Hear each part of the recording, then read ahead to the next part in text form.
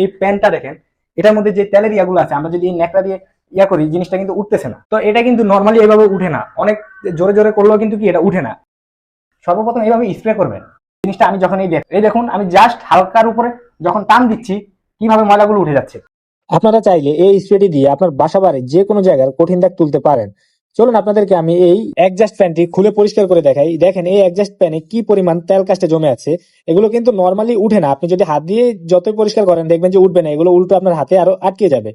তার জন্য আমরা এই আমাদের কিচেন ক্লিনার স্প্রেটি দিয়ে এখানে স্প্রে করলাম। স্প্রে করার পরে দেখেন একটা টান দেওয়ার সাথে সাথে কি সুন্দর ফ্রেশ হয়ে যাচ্ছে, ময়লাগুলো একদমই উঠে যাচ্ছে। ভিডিওতে বুঝতে পারতেছেন কিনা জানি না, কিন্তু এটাতে যে কি পরিমাণ ময়লা ছিল যা বলার বাইরে। দেখেন আমাদের স্প্রেটি দিয়ে আমরা কিভাবে এই জিনিসটা ক্লিন করছি। আমরা কিন্তু বেশি স্প্রে করি নাই, হালকা পরিমাণে স্প্রে করেছি, তারপর আমরা একটা ন্যাকড়া দিয়ে এগুলো পরিষ্কার করতেছি।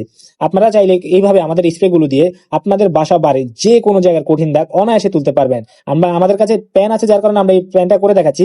আপনারা চাইলে অন্য কিছুতেও করতে পারেন, টাইলসের দাগ বলেন, আপনার ফার্নিচারের গ্লাস বা যে কোনো কিছুর দাগ তুলতে পারবেন।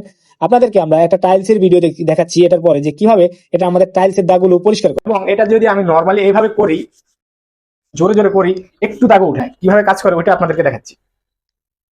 এই দেখেন আমরা স্প্রে করছি, দেখেন আপনাদের সামনে দেখাচ্ছি, দেখেন কিভাবে এই দাগগুলো